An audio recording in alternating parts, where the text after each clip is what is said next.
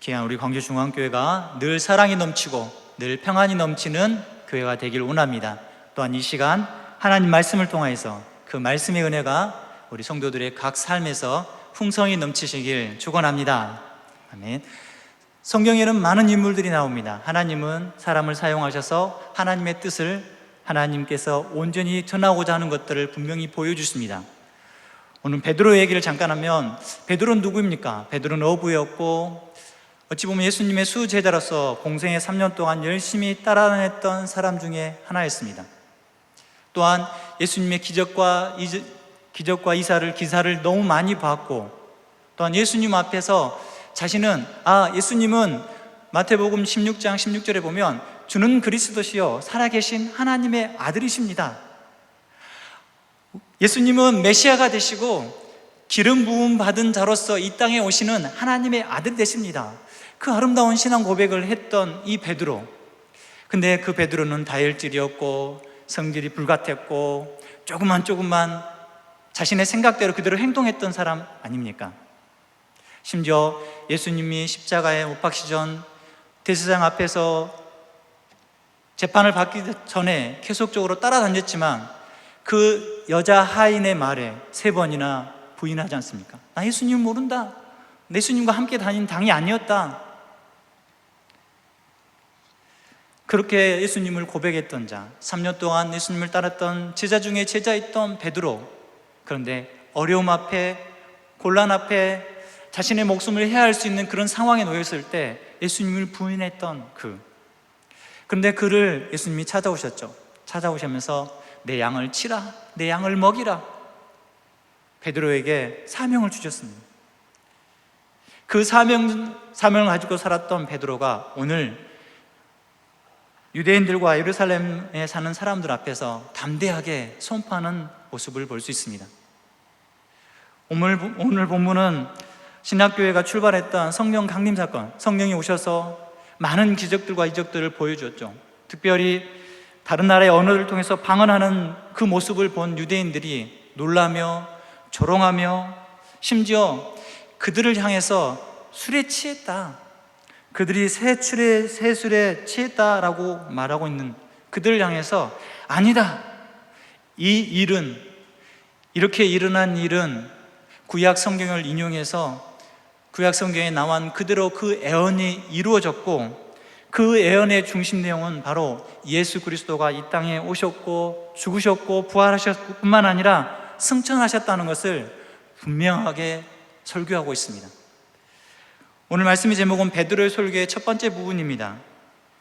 2장 14절부터 2장 36절까지 계속적으로 베드로가 설교하는데 세 부분으로 나눌 수 있습니다. 먼저 16절부터 21절까지는 요엘 선지자의 예언을 통한, 요엘 말씀을 통해서 성령의 역사에 관해서 설명을 하고 있습니다.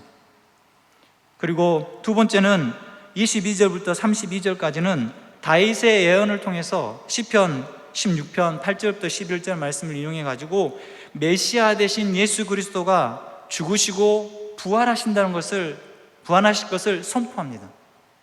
그리고 33절부터 36절은 시편 110편 1절을 인용해서 예수님이 승천하시고 또한 약속하시고 주시겠다는 그 성령님이 오셔서 예수가 누구신지를, 주와 그리스도 되심을 선포하셨다는 것을 분명하게 말하고 있습니다. 그들을 향해서, 유대인들과 예루살렘에 사는 사람들을 향해서 그 성령의 역사를 본 그들 앞에서 잘못된 것을 알고 있는 그들에게 담대하게, 예전에 어떤 사람이었습니까? 베드로는 도망치기 급급했습니다.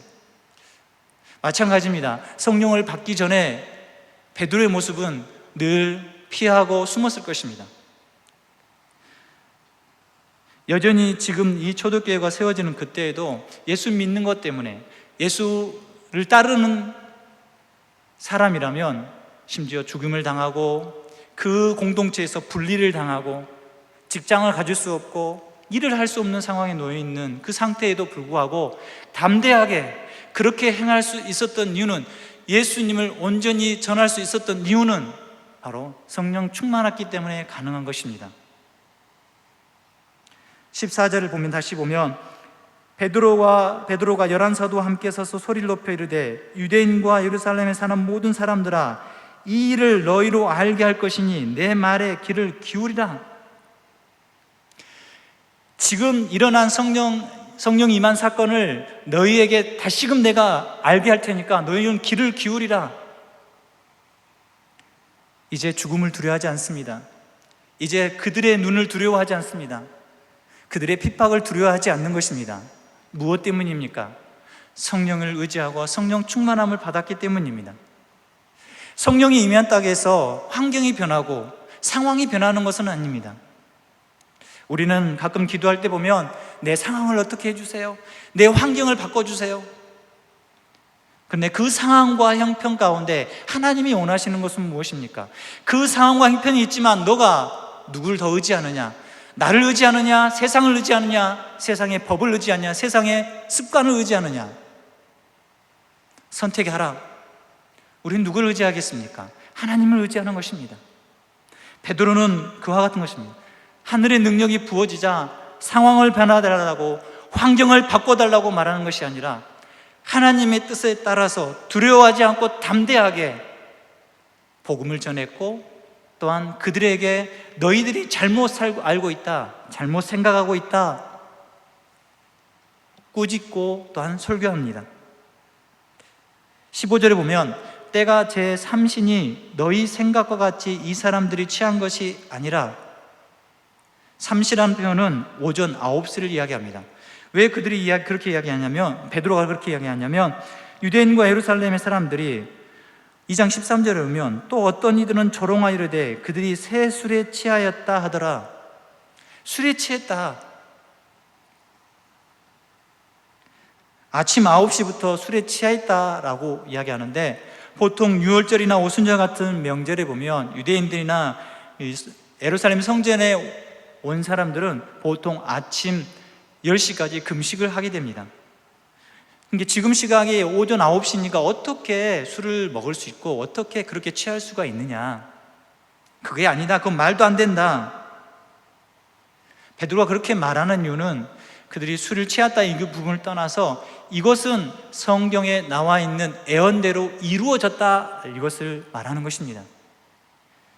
그래서 베드로는 17절 이하로 요엘 말씀을 인용해서 16절에도 그렇게 표현하죠. 이는 곧 선지자 요엘을 통하여 말씀하신 것이니 일렀으되 요엘서에 나와 있는 요엘서 2장 28절부터 32절 말씀을 이용해서 지금 일어난 일, 지금 너희들이 묵도한 거, 너희들이 지금 보고 너희들이 조롱한 일이 구약 성경에 기록한 대로 그것이 이루어졌다는 것을 성령께서 오셔서 이루어졌다는 것을 이야기하는 것입니다. 그러면서 17절을 보면 하나님이 말씀하시기를 말세에 내가 내 영을 모든 육체에 부어주리니 너희의 자녀들은 예언할 것이요 너희의 젊은이들은 환상을 보고 너희의 늙은이들은 꿈을 꾸리라. 하나님이 말씀하시기를 요엘 선지자를 통해 주신 하나님의 말씀이죠. 그것을 베드로가 인용해서 말세라는 표현을 더 첨가했습니다. 말세에는 두 가지 모습들이 분명히 드러납니다. 말세는 성령이 임하셔서 성령이 오신 이유가 분명한 목적을 드러내는 것, 그 다음에 정말 마지막 때 이 두 가지를 오늘 말씀 가운데 나눌 건데 말세란 말은 구약의 입장에서 보면 세상의 끝입니다.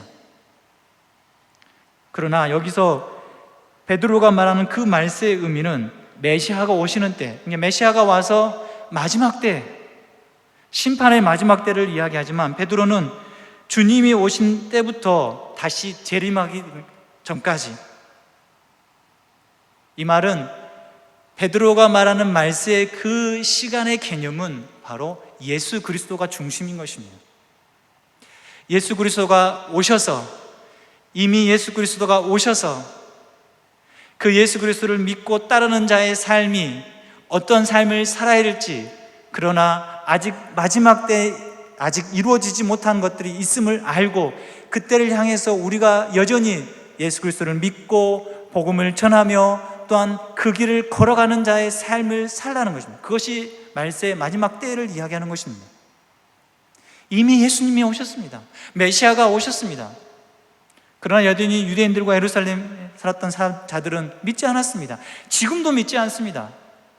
그러나 우리는 지금 이 시대도 말세의 때입니다. 예수님이 2000년 전에 오셔서 십자가에 죽으셨고 부활하시고 승천하셔서 다시 오시는 그날까지, 그 말세의 마지막 때까지 우리는 예수님을 온전히 믿고 의지하며 살아가는 사람들인 것입니다. 예수님이 이 땅에 오신 이미 시작되었던 이 말세 때 우리는 여전히 완성되지 않는 그 말세 때를 살아가면서 누구를 더욱더 바라봅니까? 누구를 더 의지하겠습니까? 예수님을 더욱더 의지하고 예수님을 더욱더 바라보는 인생이 되어야 할 것입니다. 이 땅의 삶이 전부이라면 우리는 지금 여기에 있을 이유가 없습니다. 더 즐겁고 더 재밌고 내 육체의 만족을 누릴 만한 것들을 찾아 떠나는 것이, 그것을 누리는 것이 참 잘 산 인생이라고 할 수 있겠습니다. 그러나 우리의 인생은 여기서 끝이 아니라 저 영원한 천국의 삶이 보장되어 있습니다. 그 영원한 천국을 바라보면서 이 땅에서 예수님이 걸으셨던 그 길을 차근차근히 걸어가며, 또한 내가 먼저 걸었기 때문에 그 삶이 너무 행복하기 때문에 다른 이에게 전하고 알려주고 복음을 전하는 것입니다. 다시 말씀으로 가보면 내가 내 영을 모든 육체에 부어주리니, 예수님이 오시면 성령을 모든 육체에 부어주신다고 구약 성경에 예언한 대로 분명히 그렇게 이루어질 것을 세례 요한 또한 분명히 마태복음에서 이야기합니다. 마태복음 3장 11절에 보면 세례 요한이 나는 물로 세례를 주지만 내 뒤에 오시는 이 누굽니까? 예수님은 성령과 불로 세례를 줄 것이다. 이렇게 성령과 불로 세례를 받은 이들이 나타나는 모습이 오늘 자녀들은 예언할 것이고, 젊은이들은 환상을 볼 것이고, 늙은이들은, 노인들은 꿈을 꾸게 된다. 보통 구약시대에 하나님의 말씀을, 하나님의 뜻을 아는 사람은 통상 왕이나 선지자나 제사장 또한 사사들이 있었습니다. 그런데 이제는 특정한 사람뿐만 아니라 성령을 받은 모든 자들이, 예수님을 믿는 모든 사람들이 그 영적인 일들을, 예수님이 행하셨던 일들을, 하나님께서 나타나시는 일들을 말씀을 통해서 깨닫게 되고 알게 된다는 것입니다. 그러니까 예수님을 믿는 모든 사람들이 예수님이 행하셨던 일들을 내가 알 수 있고 전할 수 있고 표현할 수 있게 되는 것입니다. 그런데 그 예언이나 미래의 일을 자기의 생각을 말하는 것이 아니라 하나님의 뜻을 말하는 것입니다. 하나님을 아는 지식은 모든 사람에게 전할 수 있도록 우리에게 충만하게 채워가시는 것입니다. 그 지식은 무엇이겠습니까? 바로 예수 그리스도입니다. 다른 것이 없습니다. 잘 먹고 잘 사고 좋은 집에 살고 어떻게 하면 투자하고 어떻게 하면 주식하고, 이게 아닙니다. 우리 인생의 최고의 관점은 바로 구원에 있습니다. 그 구원에 이르는 길, 그 구원을 우리가 걸어갈 수 있도록 누가 먼저 걸으셨고 그 길을 또 행하셨습니까? 바로 예수님입니다. 아이들도, 자녀들도, 젊은이도, 노인들도 나이와 상관없이, 경험과 상관없이 성령을 받으면 복음을 전할 수 있습니다. 복음을 선포할 수 있습니다. 하나님 일을 깨달을 수 있습니다. 요즘 청년부 리더들에게 큐티를, 날마다 쏟는 샘물을 시키고 있습니다. 일주일에 3번 이상씩 해라. 그렇게 하는 이유가 뭐겠습니까? 제가 그들을 이렇게 얽매이기 위해서 한 것이 아닙니다. 그들이 하루하루 삶 가운데 하나님 말씀을 가까이 하도록, 하나님의 뜻이 무엇인지 알도록, 그 하나님의 뜻을 그 말씀을 통하여 깨달아서 자신의 삶에 적용하며 살도록, 말씀을 가까이 하지 않으면서, 하나님의 음성을 듣지 않으면서 어떻게 하나님의 뜻을 분별할 수 있고 알 수 있겠습니까? 말씀을 가까이 할 때, 읽을 때, 암송할 때, 또한 그것을 묵상할 때 하나님의 음성을 들을 수 있고 또한 그것을 깨달을 수 있는 것입니다. 왜요?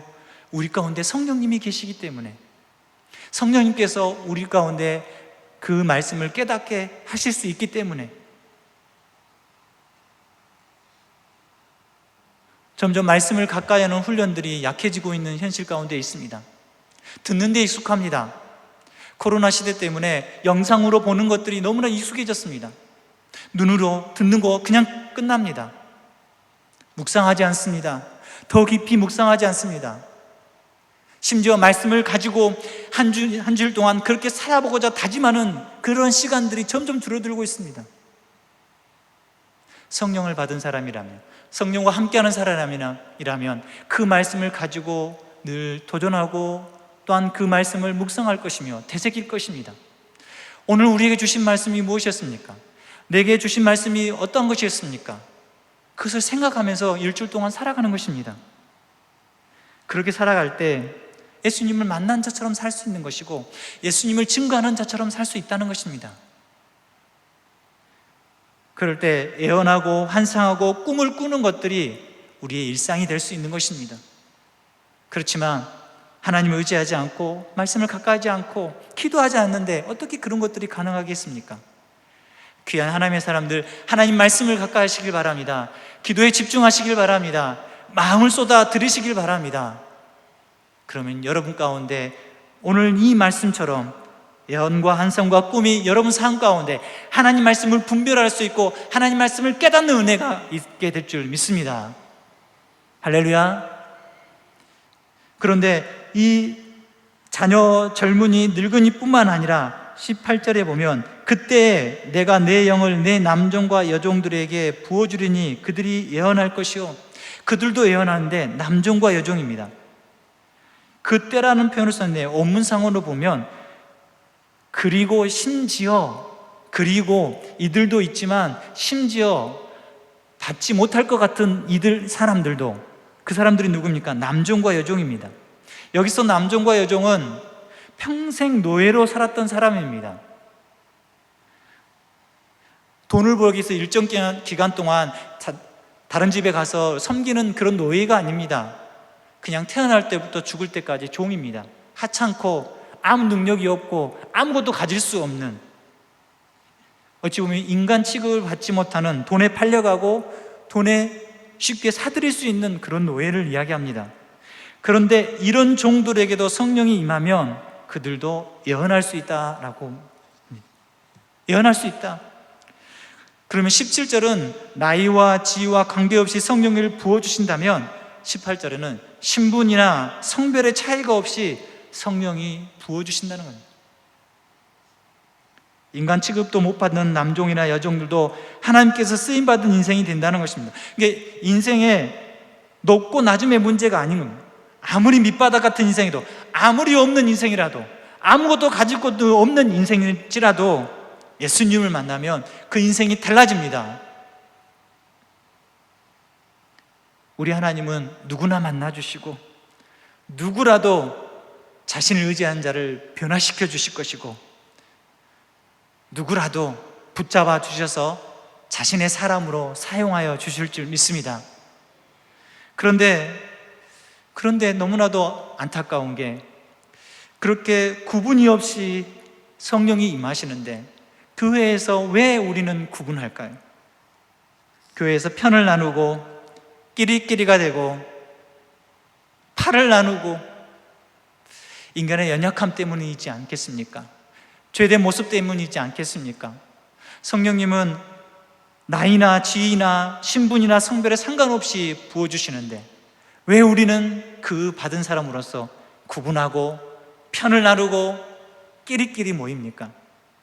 우리는 우리의 모습들을, 우리의 행동들을 되새겨 봐야 되겠습니다. 내가 혹시 끼리끼리해? 내가 혹시 난 이 사람만? 그것이 아니라 우리는 성령님을 받은 자로서, 성령 충만한 자로서 그런 것을 다 내려놓고 나와 함께 할 수 있고 그들의 손을 잡아줄 수 있고 그들에게 베풀 수 있고 그들에게 표현할 수 있는 우리가 되어야 할 것입니다. 그런 사람으로 살아가시길 축원합니다. 말세의 두 번째 모습은 그렇게 성령이 임하면 성령의 이끌림 받아서 하나님이 하신 일들을 구분할 수 있고 또 말씀을 통해서 하나님 뜻을 분별할 수 있고 알 수 있다면, 두 번째는 말세의 두 번째 모습은 징조가 있다. 말세에 정말 마지막 때가 있다. 그 마지막 때 예수님이 다시 오신 그 재림의 때의 모습을 이야기합니다. 19절에 보면 또 내가 위로 하늘에서나 기사를 아래로 땅에서는 징조를 베푸리니 곧 피와 불과 연기로다. 20절도 보면 주의 크고 영화로운 날이 이르기 전에, 마지막 때죠. 주의 크고 영화로운, 다시 예수님이 다시 오시는 그 마지막 말세의 때에 이르기 전에 해가 변하여 또 어두워지고 달이 변하여 피가 되리라. 마지막 주님이 재림하셔서 심판하실 상황들을 오늘 19절, 20절에서 똑같이 이야기합니다. 마지막 심판 때에 되면 어떻게 됩니까? 전쟁과 기근과 지진과 사람이 살 수 없습니다. 사람이 살 수 없는 그 상황이 놓일지라도 붙잡아 할 것은 주님을 만나야 되고 주님을 의지하는 것입니다. 모든 사람은 죄인이기 때문에 주님을 만나지 않으면 마지막 심판을 피할 수 없습니다. 마지막 때에 이를 때, 그 고통 가운데 있을 때 주님을 아는 자와 주님을 믿는 자와 주님을 온전히 신뢰하는 자와 그렇지 않는 자는 정확하게 구분이 될 것입니다. 위로 하늘에서는 기사를, 아래로 땅에서는 징조를 베푸실 것인데 그것이 곧 피와 불과 연기라는,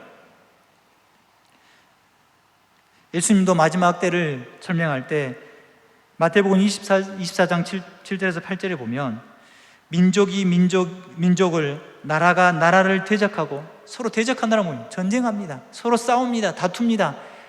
자신의 욕심에 따라서 자신 나라의 그 이익을 위해서 다투게 될 것입니다. 대적하여 일어나겠고 곳곳에 기근과 지진이 있을 것이며 재난의 시작이라. 전쟁이 일어납니다. 기근이 일어납니다. 지진이 일어납니다. 이런 징조가 분명히 있게 될 것이다. 그런 징조가 드러나면 마지막 때가 가까이 왔다. 그래서 우리가 그 마지막 때를 향해서 살아가는 우리도 그것을 준비하고 그것을 또한 우리 가운데 마음에 두고 살아야 할 것입니다. 20절도 분명히 똑같은 비슷한 말씀인데 주의 크고 영화로운 날이 이르기 전에, 최후의 심판의 날이 이르기 전에 해가 변하여 어두워지고 달이 변하여 피가 되리라. 그 심판의 때가, 말세의 마지막 때가, 예수님 오신 그 때가 이르기 전에 해가 변하여 어두워지고 달이 변하여 피가 되리라. 앞절의 19절에서는 인간끼리 나타난 어떠한 전쟁의 모습이라면 20절은 인간이 어떻게 할 수 없는, 전쟁이 일어난 비극이 아니라 인간이 도저히 막을 수 없는 그런 천재지변이나 같은 비극들이 일어날 것을 말합니다. 예수님도 마태복음 24장 29절에 보면 그날 환난 후에 즉시 해가 어두워지며 달이 빛을 내지 아니하며 별들이 하늘에서 떨어지며 하늘의 권능들이 흔들리리라. 온 세상의 천재지변들이 다 흐트러질 것입니다. 하나님의 심판은 어느 사람에게, 어느 지역에게 임하는 것이 아니라 19절 20절에서 공통적으로 보면 그 심판은 온 우주적으로 모든 사람에게, 모든 피조물에게 나타나게 될 것입니다. 그때가 오기 전까지, 그때가 이르기 전까지 우리는 어떻게 해야 될까? 우리는 막을 수 없습니다. 그 마지막 때를 우리가 커버할 수 없습니다. 마지막 때 이런 징조가 나타나고 이런 재앙들이 있을 것인데 우리는 어떻게 해야 됩니까? 그런데 오늘 말씀은 이런 징조나 이런 재앙에 있는 것이 아닙니다. 말씀의 핵심은 21절에 보면 누구든지 주의 이름을 부르는 자는 구원을 받으리라. 그래, 그렇게 말세의 때가 올 것이다. 그렇게 힘든 때가 올 것이다. 그런데 그 주의 임할 심판 가운데 구원받을 길이 있다. 구원받을 길은 주의 이름을 부르는 자다. 주의 이름을 아는 자며 주의 능력을 경험하는 자며 성령 충만한 자라고 말하는 것입니다. 21절 말씀 우리 같이 한번 읽어보겠습니다. 시작. 누구든지 주의 이름을 부르는 자는 구원을 받으리라 하였느니라. 아멘. 모든 사람에게 복음을 전할 때이고 또한 그것을 우리가 감당하는 것입니다. 여기서 부른다는 것은 막연히 예수님, 하나님 이름을 부른다는 뜻이 아닙니다. 여기서 부른다는 뜻은 주님을 신뢰하며 그와 더불어서 기도하는 가운데 인격적인 관계, 여기서 말하는 것은 두 가지입니다. 첫 번째, 관계를 이야기하는 것이고, 두 번째는 복음을 증거하는 것. 21절에서 말하는 것은 관계적인 측면과 전도적인 측면을 이야기합니다. 복음을 온전히 전하는 측면을 이야기하는 것입니다. 그 첫 번째가 관계입니다. 그래서 단지 주님, 주님, 주여, 주여라고 말하는 것이 아니라 주님을 구주로 영접하고 인격적으로 관계를 맺자는 것입니다. 바울은 로마서 10장에서 10장 13절 14절에 보면 이 13절 말씀 가운데 똑같은 인용을 합니다. 누구든지 주의 이름을 부르는 자는 구원을 받으리라. 14절 보면 그런즉 그들이 믿지 아니하는 일을 어찌 부르리요, 듣지도 못한 일을 어찌 믿으리요, 전파하는 자가 없이 어찌 들으리요. 주의 이름을 부르는 자와 대조적으로 믿지 아니한 자를 대조적으로 구분하고 있습니다. 믿지 아니하는 자는 주의 이름을 부르지도 못합니다. 예수님을 믿지 않고 예수님을 알지 못하는 자는 구원을 받을 수 없다는 것입니다. 예수님을 인격적으로, 예수님을 온전히 내 마음 가운데, 예수님을 내 구주, 나의 참 하나님으로 고백할 때 그것이 가능합니다.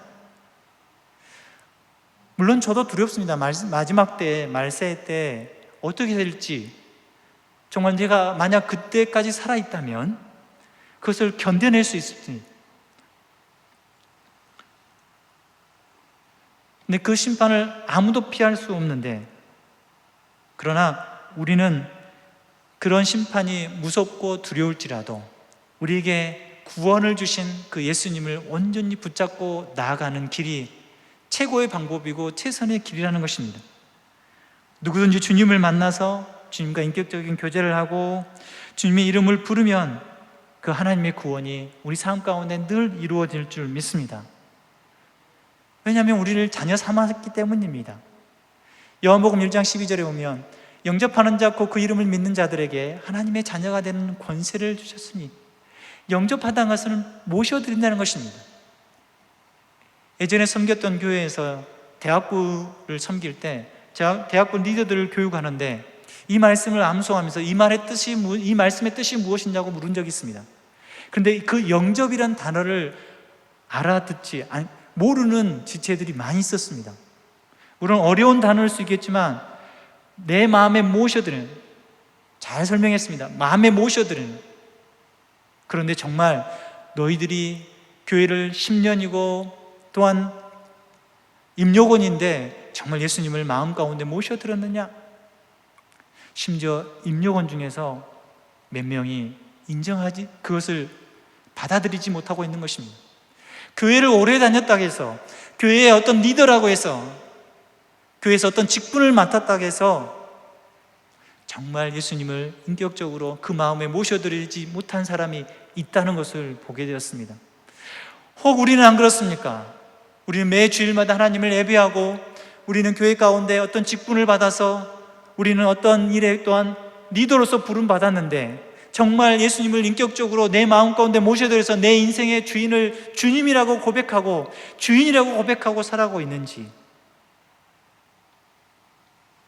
그렇지 못한 자, 그렇게 부르지 못하는 자는 구원이 없을 것입니다.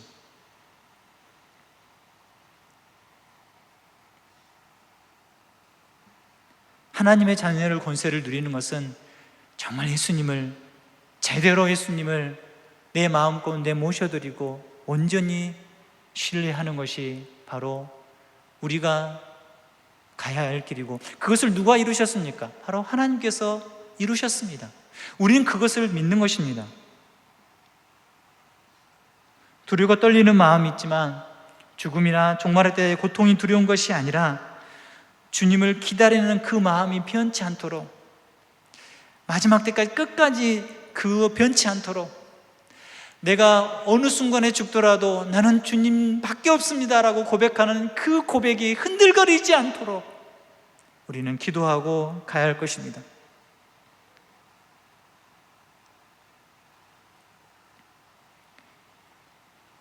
예전에 섬겼던 교회에서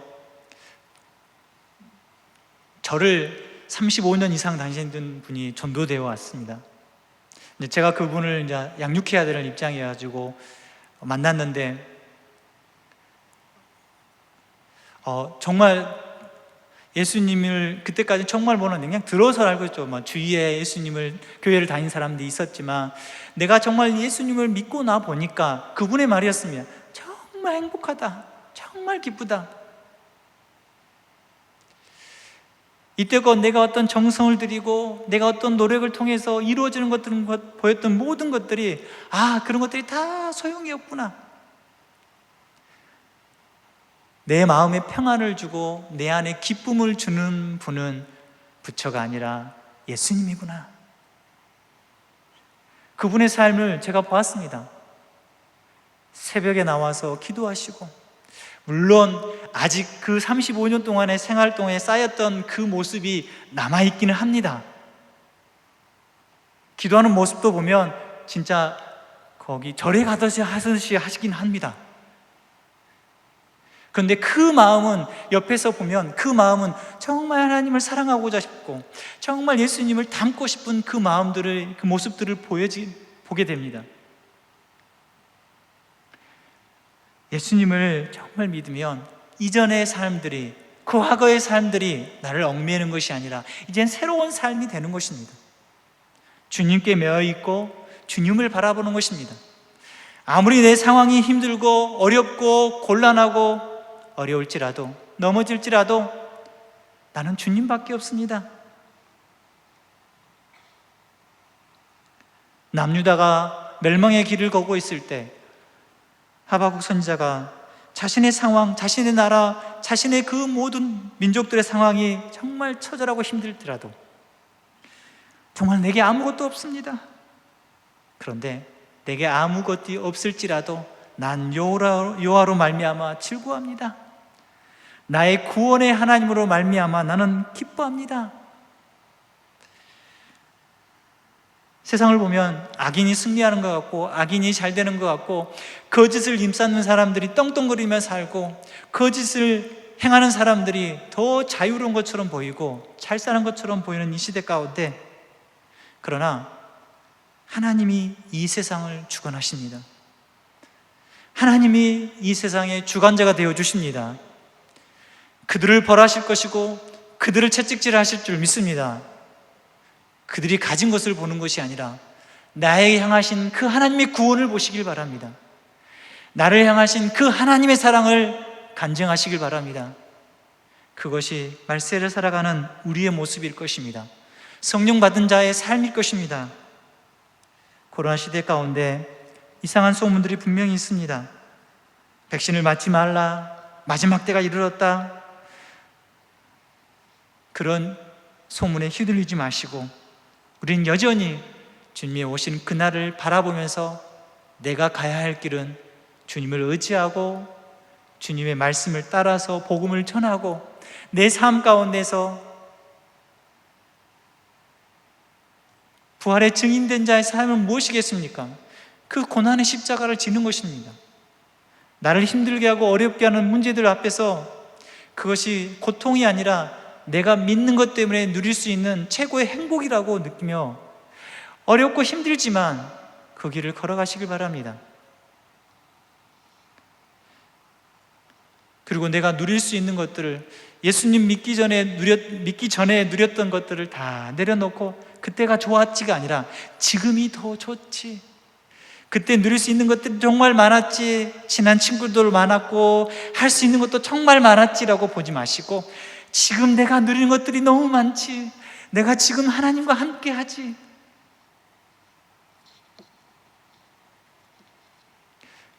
마지막 날이 언제일지 모릅니다. 우리의 마지막이 내일일지 모레일지 아무도 모릅니다.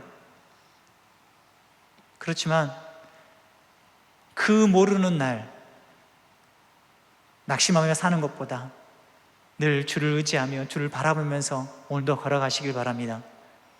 여러분 가운데 최근에 느꼈던 기쁨은 무엇입니까? 여러분은 어느 때 행복하십니까? 청년부들과 이런 이야기를 나눴는데, 저는 요즘 기쁜 것 중에 하나가 아침 저녁으로 선선해서 기쁩니다. 새벽에 오면 아시지 않습니까? 여름에 이 예배당이 얼마나 덥습니까? 근데 지금 선풍기 들고 안 와도 됩니다. 그러면서 정말 하나님은 놀라우신 분이구나. 하나님을 예배하고 기도하고자 했을 때, 하나님을 찾고자 했을 때 더운 날씨도 주시지만 선선한 가을 날씨도 주시고 추운 날씨도 주셔서 우리가 또한 그렇게 살아갈 수 있도록 사계절을 주신 그 하나님, 그 하나님은 여전히 나를 사랑하시고 우리를 사랑하신 줄 믿습니다. 사랑하는 귀한 하나님의 사람들 기억하십시오. 우리가 성령을 받은 자로서 늘 성령님을 의지하시면서 그 마지막 때를 살아가는, 그 마지막 때까지 늘 누구를 의지하시겠습니까?